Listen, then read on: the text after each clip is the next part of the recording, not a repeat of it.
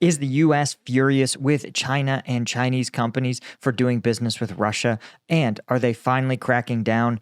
But China may not have any choice. I'm Paul, U.S. Army combat veteran. Let's talk about the war behind the war.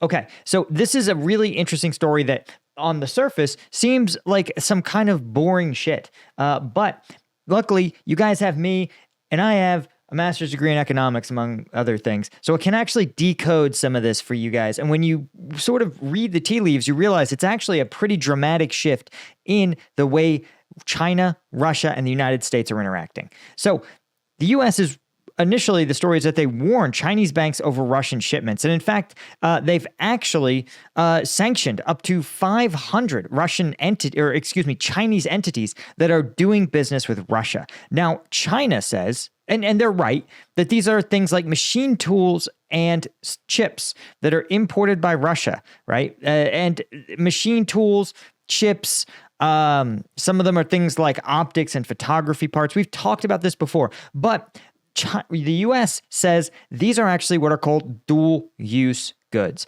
Dual-use goods are essentially the U.S. saying, listen, you're not selling Russia weapons, but you're selling them a bunch of parts that are easily assembled into weapons, right?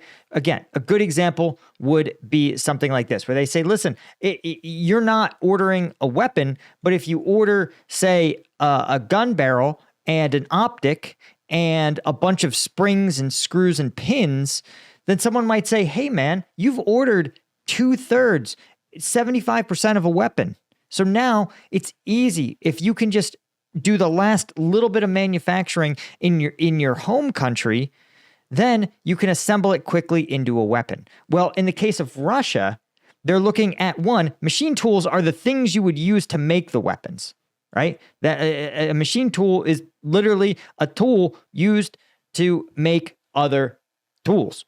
And so they're importing the things they need to build the weapons. They're also importing things like chips, which are essential to any sort of complex guidance system, particularly those used in things like cruise missiles and drones, and as well as radar detectors, cell phone tech, right? There's a lot of high-tech stuff that Russia just doesn't have the ability to manufacture in-house. And so what they're doing is importing the stuff they can't make from China, and then they're making the remainder of it at home, synthesizing that stuff into a weapon. And the U.S. has said, listen, China, we know that you know what these things are really for. You know, Russia doesn't suddenly have hundreds of thousands of drone photographers, taking pictures of real estate listings. We know what they're really for.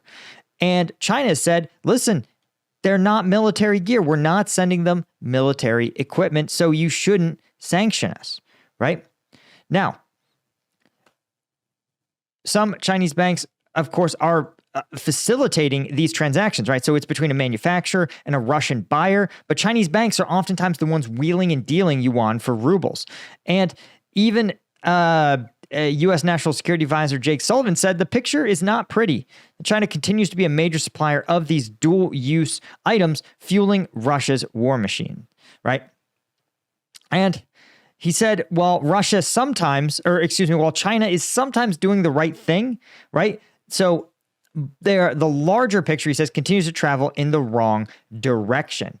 And so what he's describing is the fact the U.S. says, hey, listen, we saw classic example from about 2 years ago. They said, listen, we noticed this company of your guys, they're selling a lot of hunting rifles to the Russians, but it's actually pretty easy to turn these hunting rifles into assault rifles. It's very quick and easy. So we'd like you guys to stop it. And China goes, okay, we'll stop that company from selling assault rifles. And then a few weeks later, right, a different company is out there selling the same thing. Or maybe they're not selling the whole rifle, they're just selling 85% of the key parts. And so that kind of complying with the letter of the request, but while at the same time trending in the wrong direction is exactly what he's talking about, right? Now, obviously, Sullivan acknowledged that the Biden administration has authorized the Treasury to sanction these Chinese banks to the extent that helps. Again, it's annoying, but it is not really going to stop them. Again, because China's kind of a closed economic system. And while they want to do business with the United States, there's enough other banks that can do this work that China doesn't need. They can have a bank that just does China ruble transactions. Now, again, Blinken points out this is how bad it is. 70% of the machine tools that Russia is importing come from China, and 90% of microelectronics. So basically, it's fair to say that almost every drone, every cruise missile, every helicopter, fighter jet, and smart bomb, as well as every jamming software that has a chip in it, likely comes from China. Now, it's also true, right? Russia likely also has a bunch of in-house manufacturing that actually does use microelectronics, chips and transistors and that sort of thing. And there is civilian use for these things, and that's the core problem. Right? Similar to machine tools. Yeah, a lot of those machine tools are probably being brought in to manufacture, again, drones, rifles, parts for vehicles, but some of it also might be just used to manufacture parts for shitty Russian cars, right? And that's the tough part, is that, again, and sometimes you even have this thing where literally the end item itself is dual use. Again, do you know that a van is going to be used by a Russian electrician or plumber going from house call to house call? Or is it going to be ferrying soldiers and equipment to and from trenches, right? They're the same vans that do both jobs, right? And this is one of the problems, as they say, as the U.S. acknowledges, China can't both bankroll Russia's war machine and also position itself as a neutral party trying to make peace, right? It can't say it wants better relations with Europe when it's fueling a aggressor nation in Europe itself, right? So, and of course, they say, well, China and Russia are independent major countries, the Chinese say. And he said China and Russia have normal cooperation, which does not target any third party and should not become a target for external interference or coercion, right? So China's argument says we can have any relationship we want with any two independent countries. And the U.S. says you are absolutely right, because we can have any relationship we want with you. We can choose to not do business with one of your banks, all of your banks, none of your banks. We can do anything we want. And we have. Again, we dropped, as of in May, we sanctioned, again, more than a dozen Chinese and Hong Kong companies and a tranche of nearly, as part of a larger 300 sanction move. Again, this is probably that initial round where we stopped the individual companies, but we never stopped the actual system that China is subsidizing this entire Russian war machine. But here's the problem. China absolutely needs this. And we're going to talk about why in just a second. But of course, if you're looking to subsidize your personal machine, you don't have to turn to sketchy Chinese companies. No, you can just use Strike Gum. Get the caffeine you need, none of the sugar, 100 milligrams alpha GPC, refreshing mint flavor so you don't have breath that smells like a Red Bull. And, oh yeah, best of all, we're now on Amazon and on strikegum.com. Right? And unlike all the other energy gum companies out there, this is made in the USA. It's made in Denver, right? By Liquid Core. So when you buy your Strike Gum, not only are you supporting a veteran-owned company, but you're supporting U.S. manufacturers. Listen, I'm going to be real. It'd be way cheaper to manufacture in China, but I don't trust it. I don't trust that they'd be honest. Right? Guys at Liquid Core, I know what I'm getting. They're certified by, inspected by the U.S. health and safety authorities, right? So that's why I'm like, yeah, this is just better. We use natural caffeine from green coffee beans. We don't use any weird lab-made stuff, right? We use a high-quality gum. It's simpler. It's better. So check us out, strikegum.com. That's where you can get your new user discounts, your first responder discounts, or you can go on Amazon. Just punch in Strike Gum on Amazon and pick some up. And thanks to everyone that's left us a review on Amazon. It helps tell the other consumers out there that, hey, listen, yeah, there's a gazillion energy gums, but guess what? There's only one that's made in the USA, veteran-owned, and the real deal, Strike Gum. So replace your energy drink with something that is less expensive and owned right here in the USA. Now, Let's talk about why China needs this Russian business. The answer is deflation. Now, you may think, guys, I hate inflation. Inflation's huge in the United States. Why is it a problem? Because there's a difference. There is less inflation, which is awesome. But then there's deflation, which is really bad for an economy, especially an economy like China's. And here's the key difference, right? It's like saying the difference between deflation and low inflation is like this. If you're looking for low inflation, right, that is great. It's like swimming over the surface of water, right? There's a sweet spot where you're on a boat, right? If you're 4 feet above the surface of the water, you're probably on a party boat. You're having a great time. And you're feeling good. Now, if you go just 6 inches below the water, you're drowning. You can't breathe. There's no air. The fundamental mechanics of everything about living as a person is ass backwards. And that's what happens with an economy that goes into deflation. And that's why the Chinese central bank is in full on panic mode to stop deflation. Why? What does it mean? Well, deflation means that prices aren't just stabilizing, right? Low inflation would be instead of rising 10% a year, they rise 2%. Deflation means that if a smartphone, for example, was $1,000 this year, next year it will cost $950. Prices are falling. They are deflating.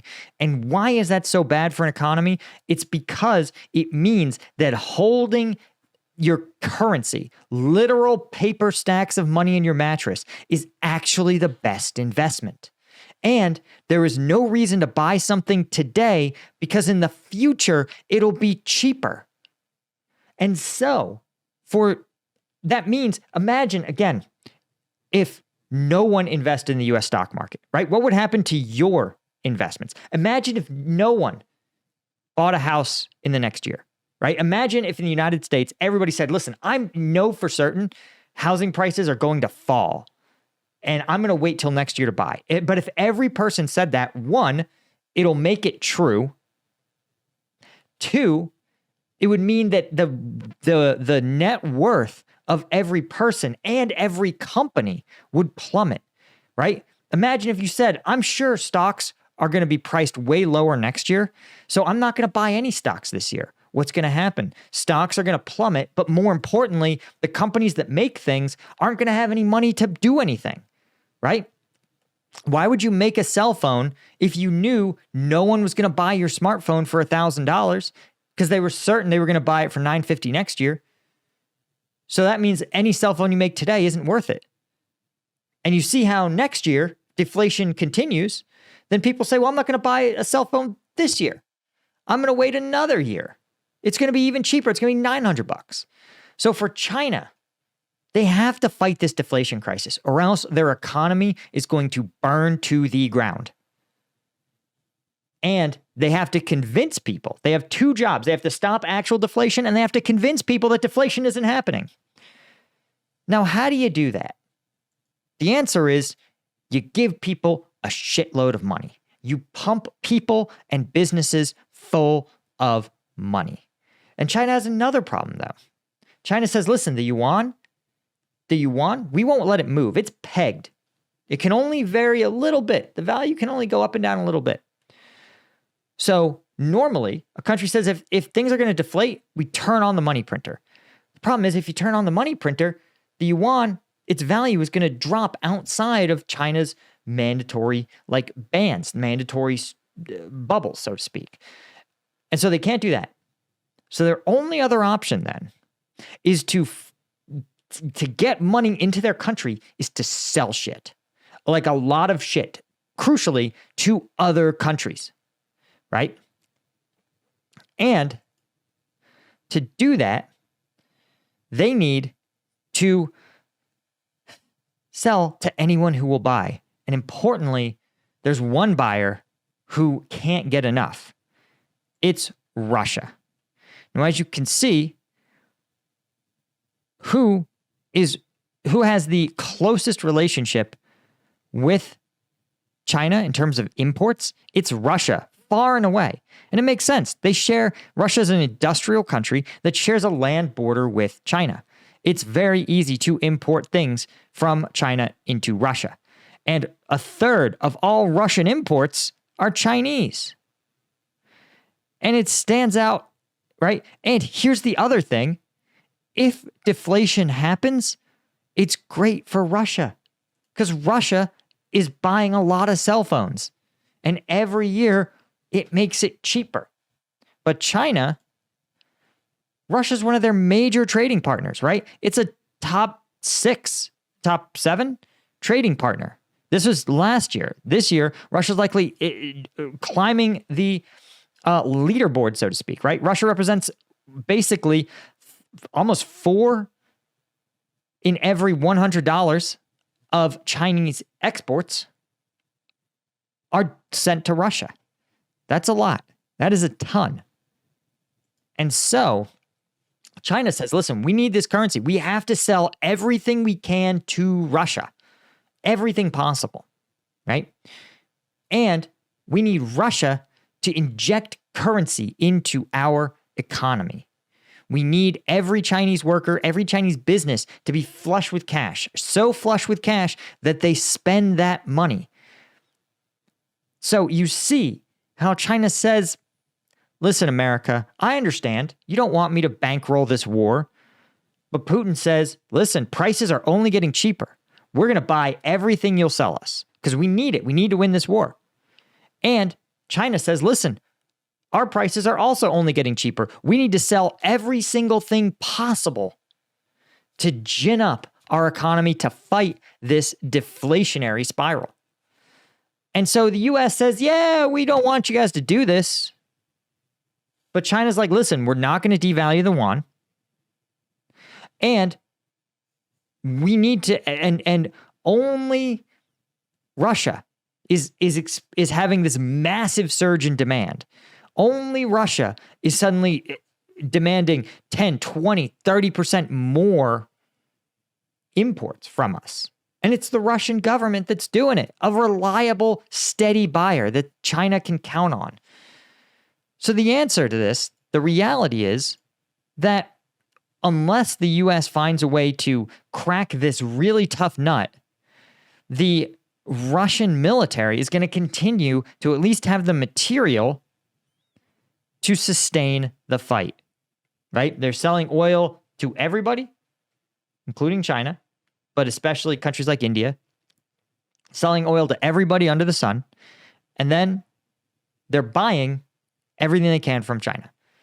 And there's a reason why the Ukrainians are targeting Russian oil, because that is the most vulnerable link in this chain.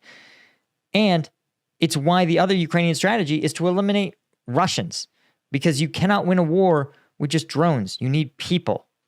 And Russia is probably going to run out of people before it runs out of Chinese goods. Anyway, guys, that's all I had. Huge thank you to the Colonel tier members of Combat Vet News, James Jerling, Steve Moran, Doug Beck, Alan Knudsen, Bastian Hemmerling, Yanko Georgiev. I could not do this without you guys. I appreciate all of you members so much. Be sure to subscribe to the channel. That makes a difference. Like the video and check us out on combatvetnews.com. We just covered the absolute sickest GoPro footage of trench clearing I've ever seen. An actual IRL, I wouldn't even call him a Rambo because that's disrespectful. One of the best light infantry soldiers I've ever seen. Anyway, cheers.